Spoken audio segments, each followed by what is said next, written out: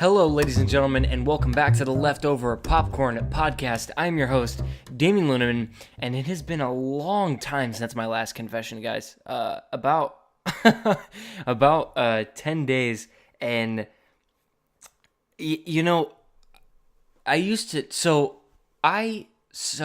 I'm the worst, right? I can't do shit to save my life.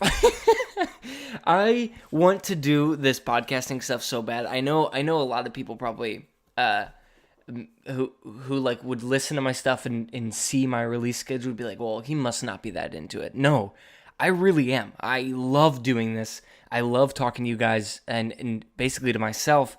I do it at home without the microphone in front of me. I do it all the time, and I love doing it with the computer and the microphone in front of my face. But people ask me, I've had my mom ask me, like, oh, do you write notes? Like, do you have like a set of things you're going to talk about? And I try to, right? Or like if something funny happens or something crazy happens that is noteworthy, I'll write it down in like my notes on my phone or whatever. And I always think to myself, like, oh, well, I'll talk about that. Like, oh, well, I'll do that. And I don't do it. And it's because I thought it was just like, oh, I have so much going on and like I'm way too busy. But it's been 10 days, and the reason I haven't done it is because I am a lazy piece of shit. I'm the worst, dude. I am the worst. I can't just, I'm so lazy, dude. And I eat terribly.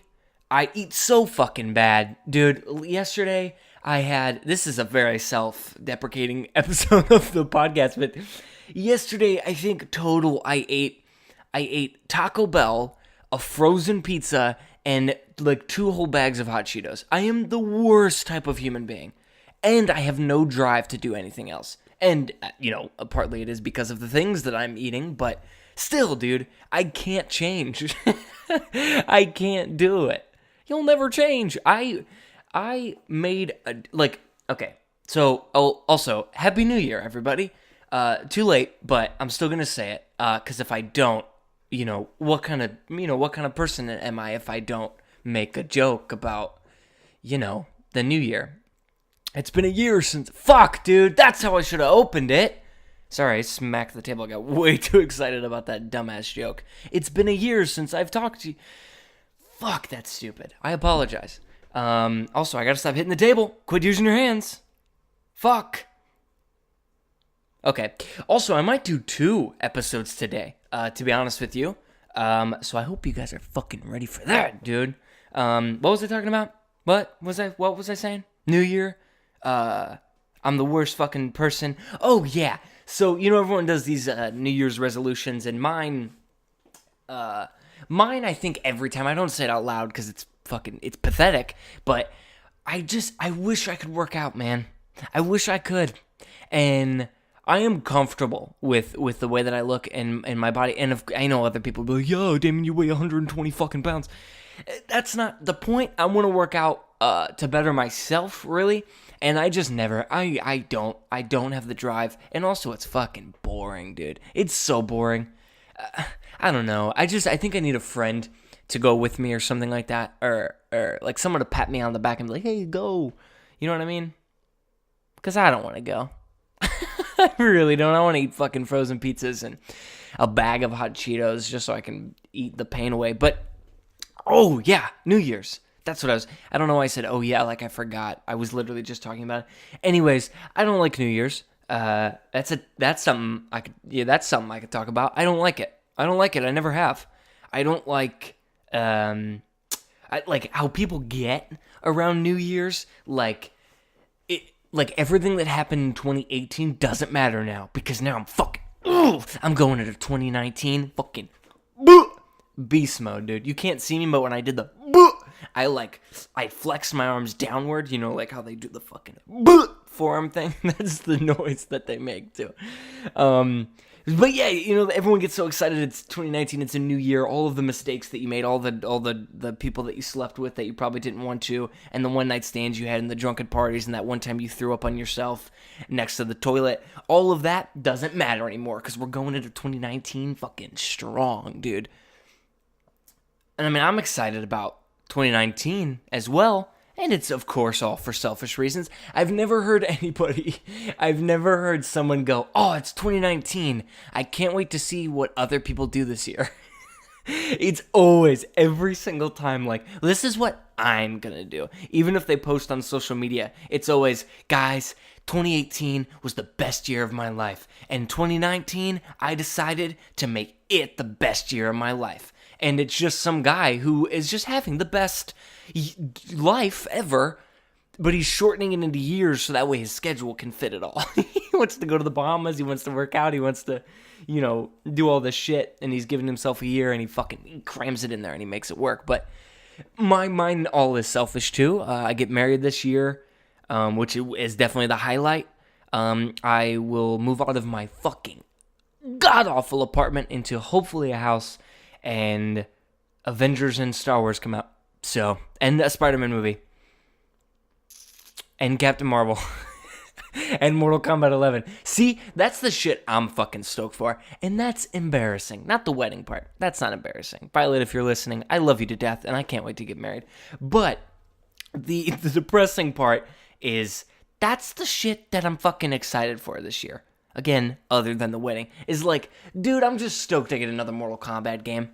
I'm stoked I get to fucking see what Tony Stark and Captain America are up to. And that's lame as shit, dude. That's lame as shit. But other than that, yeah, I'm not going to go to the gym. I talked about learning an instrument, though. That's still going to happen. I am getting a piano, and I will practice that. And that'll be pretty dope, dude. And Violet even made a cool little fucking idea that I could do my own intro now, like on the piano, which I thought would be pretty dope. Pretty New York, pretty New York instead of unique. What the fuck? What? Can that be a new joke instead of an embarrassing moment for me? Instead of unique, can we just say New York? Dude, that shit's so fucking New York, dude. I also heard, I bought some clothes yesterday at Zumiez. Again, I love that store. But I'm wearing one of the shirts now, and I got an extra large, okay? Because when I buy a large, it shrinks. But an extra large gives me that fucking, like, box fit. It doesn't shrink to what a large is, and that's what I think in my head. I'm always like, oh, well, if I get an extra large, it'll shrink to a large, and a large will shrink to a medium. And maybe in some styling of clothing that is the case, but not with these fucking shirts, because the extra large stays the same length, but just changes its, like, width, and it makes me look like a fucking SpongeBob SquarePants. But I remember a long time ago seeing this recommended video that says why you should be buying oversized clothes. And I watched it, and it made me feel slightly better about myself. And it was all just that, the big clothes are fucking trendy, and, it looks cool, and it's all Gucci and shit like that. Violet is calling me. But I can't interrupt the podcast, so I'll send a message. And if you're listening, Violet, that's why I can't answer the phone, is because I'm doing this. Because if I stop now, dude, I'll never do it again. I won't do two. I won't finish the podcast. Sorry, let me send her something. What should I say? Hey, brother. We call each other brother. It's super fucking weird. We made a joke that if we call each other brother. It's just like, hey, brother. But, if we were out in public and people didn't know who we are, and we were kissing or holding hands or something, and then Violet said, hell yeah, brother, or just yeah, brother, or just said brother, people would think that we're related, and that's weird, and I don't like it, and that's creepy. What else was I talking about? I hope she doesn't get too mad that I'm not responding to that. It's making me fuck. Okay, what was I talking about? New Year, I hate it. I'm gonna learn an instrument. Everyone's super selfish about the New Year. Also, I never understood why we celebrated it. I guess it's just an excuse to get drunk, because we don't give, it's an excuse for when you're a kid to pretend that you're drunk drinking sparkly wine, and then when you're an adult, just to get drunk. I've realized now that I'm older, every holiday is just an excuse to get drunk, and people create their own just to get drunk. Not saying I'm not okay with it, but come on, guys. You gotta look in the mirror. You gotta look at it outside. of your reality and see how weird it looks. That all it is that we like to do is get fucked up. But yeah, I'm glad it's over. I'm glad we can move straight towards Valentine's Day. Yeah, that holiday. That's one for another thing. But I have been home the past couple of days a lot because I worked like 5 days straight, 5 doubles at my place of employment. So I took a little mini vacation of 3 days off, and I kind of had nothing to do. We got a Hulu subscription so that Violet could watch It's Always Sunny because that is my favorite show of all time, and I know that I always talk about it or reference it, and she's like, okay, fine, let's watch it. So we got a Hulu subscription just to watch it. But what I also realized is that Hulu has a very good collection of anime. Now, wait a minute. Before you start judging me, let me defend myself for a second, okay? I wouldn't consider myself a weeaboo or somebody who has a fascination with animated women, or anything like that, or just a weird obsession with animated human beings and their hairstyles and the way they act, or the Japanese culture. Violet always makes a joke that I have this weird, like, Asian everything fetish, not just everything. Like, I like the art style, I love the clothing and stuff like that. But yeah, because it's just cool. You ever like something because it's just cool? You don't have to have a weird obsession with it, and that's where you cross the line. That's where you cross into the weeaboo. I just think Japanese and Chinese culture is just cool. I like that stuff. It's cool to me. I like the traditions and stuff like that. So, I have always been I wouldn't say strong advocate for anime, but I do watch it, and I do like cool anime, and I like anime that is animated very coolly. Animated cool. Yeah. And so I watched a couple of animes or whatever, and meanwhile, at this time in my life, I am also collecting Blu-rays. Or maybe collecting. I'm not collecting yet. Right now, I am just impulse buying movies when I go out that I like and enjoy in collector's edition boxes or steelbooks. And if you don't know what steelbooks are, it's like the DVDs that are, metal or what. It's a fucking steelbook. It looks cool and they have cool art styles. Well, they must be hot shit right now because at Best Buy, at Walmart, and FYE, which I hope I can go to later today, they have a very, very wide selection of steelbook Blu-rays, and I've just been buying a whole bunch. But now that I'm watching the animes now, I watched Ninja Scroll the other day, and if you guys haven't seen it, which you probably haven't, but if you have a Hulu or you are a pirate of the internet, then give it a fucking watch because it is so badass. It's not weird to like it because it's anime. It's not weeaboo shit. It's not nerdy. It's fucking badass, dude. It is a badass movie. It's an anime movie. And I also started Cowboy Bebop, which, god damn it, it's so hard to defend yourself when you say that you watch a show like Cowboy Bebop. But it is regarded maybe as one of the best, not one of, it is regarded as the best anime show of all time. Best written, best action, best animated of all time. And so I've been giving that a watch, and now I'm so inclined to just go fucking buy the Blu-ray instead of watching it on Hulu. And that is exciting because, dude, I don't remember the last thing I collected. Just that, like, I wanted to buy so that I had them, which I never thought, because I never thought I was the type of person to do that. Like, I like shoes and I like clothes, but when I buy a fucking pair of shoes, I'm going to wear them.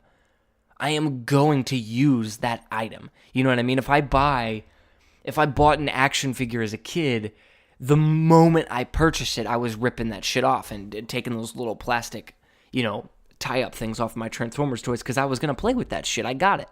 But kind of for the first time, it's maybe it's just because I'm getting older, but I want to buy these movies. I want to buy the Cowboy Bebop show. I bought Akira or Akira on Blu-ray, however you want to say it. I also bought Annihilation. I bought War for the Planet of the Apes. I bought The Matrix or whatever. And, I've seen The Matrix countless, an innumerable amount of times, and I haven't even opened it yet. I bought it maybe a couple days ago. I haven't even opened it.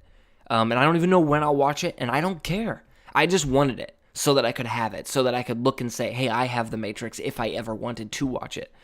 And I think part of it is my ego that's like, well, I like movies. How can I say that I like movies if I don't own some of the best of them? But I think a bigger part is that I just want to own it. I just want to collect that shit. Just like Annihilation. It may be one of my favorite movies of last year. And not last year. Well, no, of 2018, yeah. One of my favorite movies of last year. And I've only seen it once, and I'm dying to see it again. I haven't opened it yet. And it's just because I'm like, I just like that I have it. I bought it to have it. And it's the same thing. I watched Ninja Scroll 2 days ago. I want to buy it on Blu-ray. I won't watch it when I buy it. I just want to buy it. And I know it might sound weird to others, but not to those who collect stuff. Which is why I always thought collecting shoes was weird. Because, now I don't. Now I understand. Now collecting to me has been in a whole new light. And it's just that, like, I could never understand why you would buy a pair of shoes that you liked so damn much that you just wouldn't wear them. And I don't know. To me, that's not weird anymore. It was back then, but now, like I said, I'll buy a movie and I won't even fucking watch it. I just want it on Blu-ray. I don't have a 4K TV or something to play 4K, so I stick with Blu-ray, which also, I don't know when's the last time you guys bought a movie, but new movies are expensive as shit, dude. They are so damn expensive. They cost, so to own a movie that you can watch at home, it costs as much as for two people to go see a movie at the movie theater. So it's like $24. So like the new Mission Impossible, a new movie that I want so fucking bad on Blu-ray because it's one of the best. It is maybe my favorite movie I saw last year. It's $25, and I just, maybe I'm not that big of a collector yet to where I'll spend that much money on it just to have it. But right now I'm in like the $20 range or under, maybe like 12, 13, 14. All the movies that are kind of old that are on Blu-ray. The Godfather, The Matrix, District 9, War for the Planet of the Apes, movies that are past their prime time in like the limelight or whatever, that now I have bought, and I am excited for. Other than that, I'm not really excited for anything. I thought this would be a good opportunity to do a top 5 list. I think my friend CJ said he liked when I did that, which is so fucking funny too, because it just goes back to how I procrastinate and how I'm a lazy piece of shit. And it's that I remember I did that thing where I like recommended a song, a movie, and in a game or something like that. And I said I was gonna do it like every Tuesday, and I stopped fucking doing it. But I was going to do the reverse, kind of a top 5 thing of what I'm most anticipated for. Or shit, a top 5 of last year. A top 5 songs, top 5 movie, which I still might do, but I would like to do that with more people. I might have Kyle Rash on to do something like that, something music-oriented. Or my friend Tyler, who I hope so bad to get on the podcast soon. And my friend Andy. If you're listening to this, guys, I want you on so damn bad. I know I haven't reached out to you yet, but just know that I'm a lazy piece of shit. And when I do this, I go all out, and I want you guys to be on the show very bad. I want you guys. I want Kyle, Tyler, and Andy, Vasquez, Tyler Glass. Like, I want them all. And I'll get them. But what I am excited for, I guess I can do a little tidbit, teaser thing. I already referenced it, Star Wars, which I have to wait the whole fucking year for. Avengers Endgame, which I only have to wait 4 months. Mortal Kombat 11, which I only have to wait 4 months. And if you have not seen the new reveal trailer for Mortal Kombat 11, give it a watch. It'll fucking drop you, dude. It's so good. And Glass.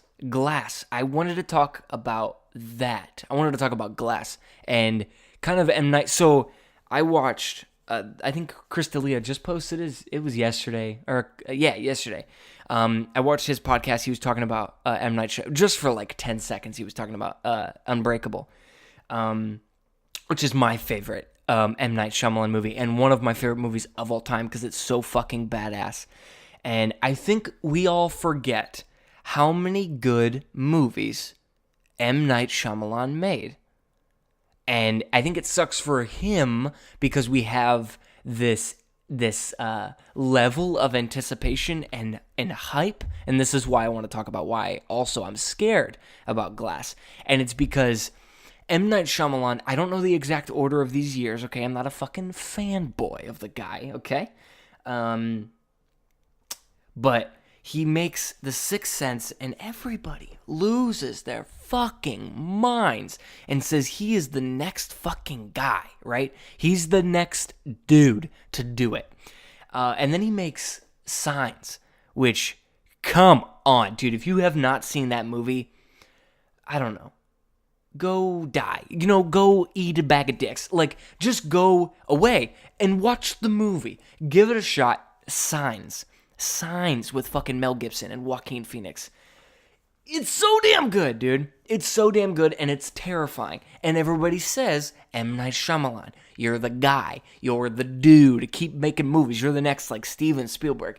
And then, the dude proceeds to make Unbreakable. One of the greatest superhero movies ever fucking made, and nobody watched it. Nobody saw it. It was kind of like if everyone was screaming at the top of like a mountain. This is going to be a bad analogy, but if everyone was screaming at the top of like a mountain, then M. Night Shyamalan was so great. Whenever Unbreakable came out, they just went to like the top of their roof to do it. They weren't on the top of a peak of a mountain anymore screaming. They were just like on their roof going, hey, Unbreakable's a damn good movie, but not enough people fucking heard it. Because when you're talking that loudly about his other movies, if there's anything less than that, if there's any volume less, nobody thinks that those movies are as good or as big. But I guarantee you, and this might be a hot take, but I think Unbreakable is better than both of those movies. The opening scene alone, dude, on the fucking train it's a masterclass in filmmaking and acting. Okay, so he makes The Sixth Sense, people are screaming. He makes Signs, people are fucking screaming. He makes Unbreakable, people are just yelling, right? People are just voicing their opinion louder than they would normally.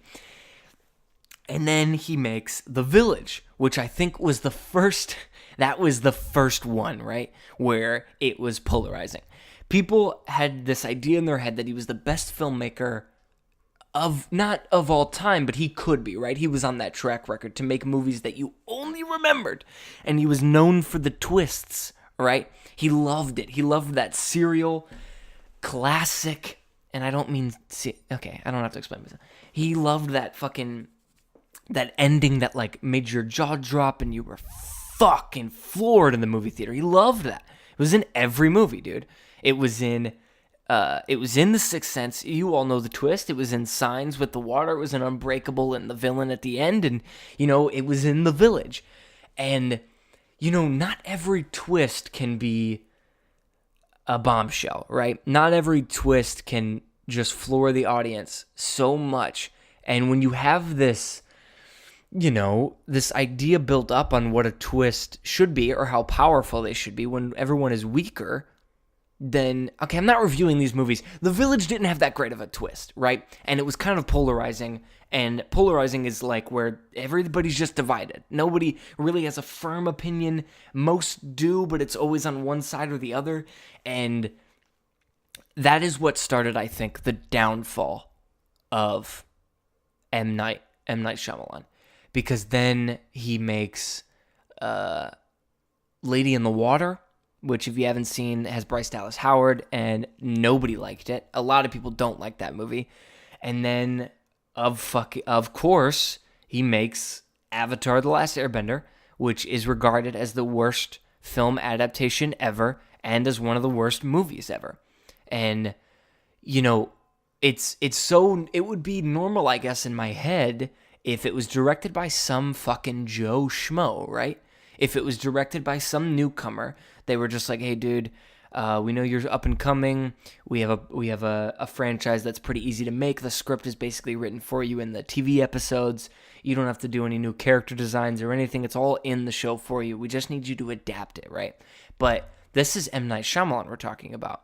And I don't think I was really old enough to understand what it meant that M. Night Shyamalan, the guy who was doing all these original movies with twists and shit like that, was going to do a big budget, basically Disney movie. But it's fucking weird, right? And I also think it's weird that the criticism... Okay, don't get me wrong before I say this next part. I do think the movie's garbage. I do think it's trash. I think it's dick, right? But I also don't think people should be too surprised at that because of who is directing that. And I know it might sound contradictory because it's like, well, he's the greatest director. Yeah, but you got to think about the movies that guy's making, right? You know, he's making very low budget, very suspense-driven thriller/horror character dramas. And he's given a cartoon to film adaptation of a big blockbuster type Disney movie, and it sucks, and everyone's like, oh, how fucking dare he, dude. But like, it's kind of more so the studio's fault, right? I don't know. It's hard to talk about that movie because I do fucking hate it. So let's get this back. And you know what's crazy? This might be the actual right order when these came out. But we have The Sixth Sense, Signs, Unbreakable. 3 great fucking movies. And then we have The Village. Starts the polarizing career of M. Night Shyamalan.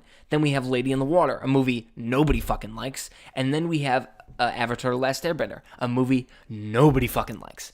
And then we have After Earth, also regarded one of the worst acted movies ever, one of the worst movies ever, and maybe the worst M. Night Shyamalan movie he's ever directed. So here's what we got. We got 3 critically acclaimed M. Night Shyamalan movies. 1, and then 3 terribly critically slammed movies. So we're 3, 1, 3. And then the dude goes away for a little bit. He gets a new studio, he goes back to making low-budget movies, and he makes a movie called The Visit, which I guarantee if you haven't seen it, you know the trailer where the grandma says, would you get in the oven to clean it? And you know it's about the grandparents that aren't fucking the grandparents or whatever. And people loved it, dude. People were like, oh my God. You know, they were, cautious at first, but everyone was like, you know what, dude? I think he's back. I think M. Night Shyamalan is back to making good movies. But it was cautious, right? It was cautious. So it was like right there in the sweet spot. Kind of like The Village. So then, after The Visit, the dude makes Split. And let me tell you a little bit about Split, because I've never talked about it on a podcast, but I did talk about it in our review on the OMC channel. I have never in my life, and the only movie that I could ever compare to this is Rogue One at the very end, when Darth Vader has this scene where he comes in and he's swinging his lightsaber and he turns it on. It's the greatest scene in all of Star Wars. I have never in my life felt so much joy and passion and excitement and fucking wilderment than I have at the end of Split. And listen, here's the fucking thing. Here's what is so great, I think, and that M. Night Shyamalan. I have a funny theory that I can tell you guys that I think happened. But so listen, if you haven't seen Split by now, I'm sorry, but I'm gonna ruin the end of it. Okay, so the whole movie is going on. And James McAvoy is doing an incredible job acting all these characters, and they allude that there's this beast, right? There's this bigger bad guy. And, you know, as an audience member, you don't know. You're like, oh, well, you know, it's M. Night Shyamalan. Where's the twist? You know what I'm saying? And then you get this reveal. I won't call it the twist because it's not the twist. But when I was watching the movie, and I think everyone else thought It was the twist, and it's that James McAvoy is the Beast, right? So a part of me was a little disappointed because I was like, okay, well, I could have saw that fucking coming. He's the bad guy. It's fucking him, right? But it's not the twist. That's just kind of like a fake one. So then the movie goes on and, he turns into the Beast and he's climbing on the walls and shit like that. And I remember thinking, oh no, M. Night, buddy. I call him, we were pretty close. I'm like, M. Night, buddy, what are you fucking doing? You have this great concept, this low budget concept, and you're making James McAvoy be a beast and climb on the fucking walls and his veins are getting all big and shit like that. And then the movie's coming to a close, and he gets fucking captured or whatever, like the end of the movie. And I remember thinking, okay, the movie's all right. The movie's like a B minus, right? It's not good. It's definitely better than After Earth, and it's better than Avatar: The Last Airbender, and it's better than Lady in the Water, right? But then, so listen to me. If you follow movies like I do, So the reason I like following movies so much is because I love the knowledge that comes with it. I love what you learn about movies. I love what you learn about the characters, and I love when it's a franchise, having the knowledge to know who's who, who's done what, and where are they going. So that way in a sequel, you are knowledgeable. It's like when you go see a Star Wars movie, you see a character and you turn to your friend and you go, you know who that is? And they go, no, and you're like, that's the fucking guy from the second one who flew the ship. And you're like, what? So I am a sucker for that shit. It's maybe my favorite thing about going to see these new big blockbuster movies is because I know about comic books and I know about Star Wars. So, like I just said, Unbreakable is my favorite M. Night Shyamalan movie, and it's one of my favorite movies I have ever seen. And so I'm sitting here in this movie under the assumption that M. Night Shyamalan is a washed-up director. He only makes garbage movies. The Visit was all right. And now I'm getting an okay B- of a movie. But then, now let me tell you how. I know I'm branching out, but I love score in movies, right? I love the soundtrack to movies and shit like that. And I know what you might be thinking, like, oh, like Star Wars, Lord of the Rings, Gladiator. And I do, but I love scores from all fucking movies. And I know you might not be thinking Unbreakable had a good soundtrack or whatever, or like it's not memorable or whatever. But there is one. There is one. And don't get me wrong, it's not the main theme for Star Wars where if you hum it, everybody knows, or Harry Potter, or you know what I'm saying, anything like that. But there is a song in there called Visions. It's like the theme for Unbreakable, and you would only know it if you liked the movie as much as I do, right? I think even someone who's like, yeah, I like Unbreakable, wouldn't know the song. So, I am in the movie theater. Now, Unbreakable, I think, came out in 2001, I believe. 2001. And Split came out in 2016, right? So, what is that, 15 years? So I'm sitting in a movie that is 15 years departed from Unbreakable.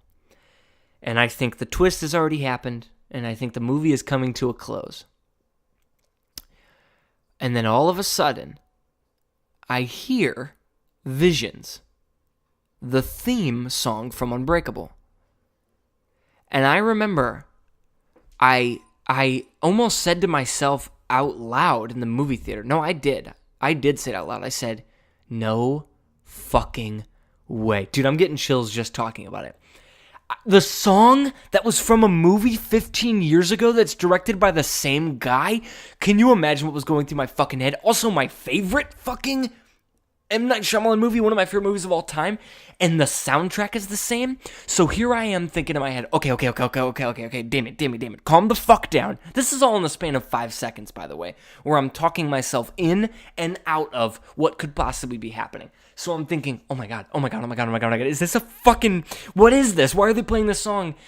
Is it just M. Night being like, hey, remember that one movie? Or fuck, maybe it's a poor choice, and he's just reusing music from another movie. And then I overhear the girls talking in the diner at the end of the movie, and they say, it's like that one thing a couple years back with the guy in the wheelchair. And dude, I cannot explain to you. I can only be dramatic and draw out words and talk this slowly to exemplify how stunned I was. And then I didn't even have a chance to fucking exhale, and Bruce Willis is on the fucking screen. Now, listen. After the whole monologue I just said from the start of the M. Night Shyamalan fucking conversation, 15 years, guys. 15 fucking years departed from this movie. I hear the song, and everything comes back to me. Everything is fucking firing on all cylinders, and I'm remembering the movie, and my knowledge of the movie's coming back, and the characters, and the song that I hear. And then I see Bruce Willis, and then I know, oh my god, this is a fucking sequel? And then I hear that M. Night Shyamalan is closing out the trilogy. With another movie called Glass. And I am so damn excited, but I am also very scared because we've had this happen before. He has made 3 great movies, and then we think there's nothing he can do wrong.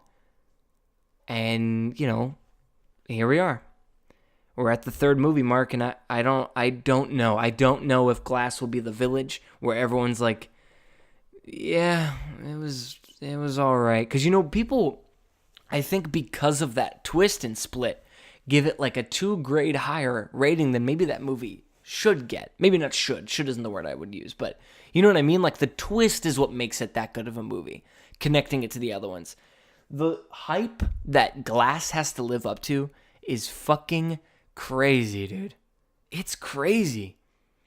And I think the reason that it's so damn exciting for me is like only I would know that song was the fucking theme song from Unbreakable, right? You can't believe that M. Night Shyamalan was so insane that he was like, oh, when I play the song, everyone's gonna go fucking nuts. Because it's like, dude, 1, that movie was 15 years ago. 2, it's not the fucking Harry Potter theme music, okay? No one's gonna remember that shit. But guess what? I did. It affected me so damn hard, and the end of Split is the greatest moment in a movie theater I have ever had, and that's saying a lot, dude. With Star Wars movies and these Marvel movies and shit like that, come on, dude. Not even the Thanos snap phased me like that shit.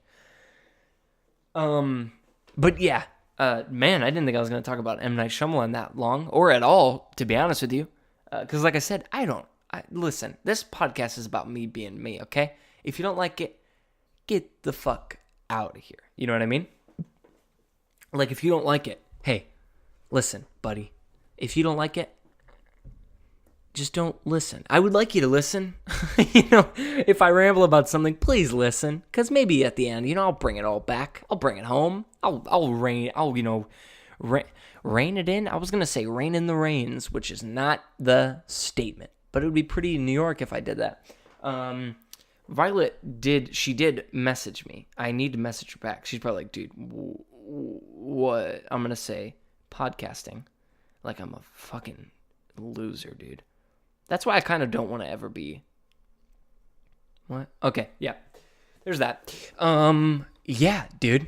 That's kind of it. I just wanted to talk a little bit. I wanted to get you guys a fucking tasty podcast. Oh my god, I just realized what I was going to talk about with that oversized clothing video. I heard it was when I was saying the unique New York thing.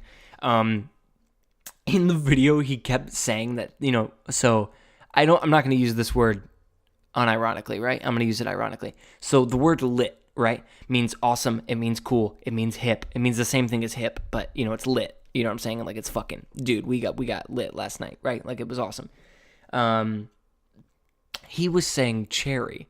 So, like when people say, oh, and the cherry on top is blank, blank, blank, blank, blank. Like the cherry is the best part of the dessert, right? You make this incredible dessert, but oh, wait, there's fucking more, right? So he was calling things cherry. So like, dude, that fucking shirt, that fit, dude, is so cherry, dude. And I'm going to be honest with you. I didn't hate it as much as I thought I would maybe at a different point in my life. Because I don't like lit. I don't like fam. I don't like a lot of those. But cherry, that's not too bad. So I might start shaying it. What the fuck? Yeah, dude. 40 minutes is too long.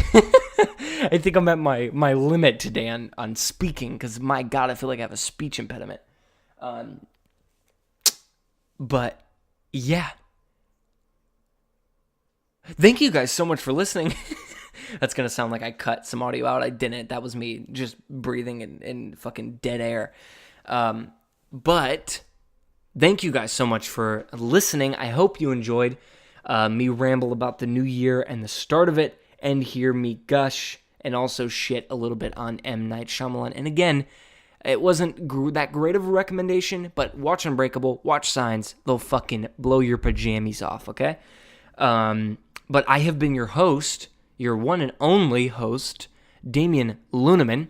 Follow me on Instagram at Damien Luneman, or friend me on Facebook at Damien Luneman, and follow my group YouTube channel that I made with some buddies, that they made with me, that we all made together, OMC Productions on YouTube, and follow me on iTunes, Spotify, SoundCloud, wherever you listen to your fucking music, so you can listen to me gab and listen to me talk to you guys and have you say nothing, because that's the way I like it. I don't want to hear your fucking voices. Anyways, guys, thank you so much for listening, and as always, until next time, guys, bye-bye.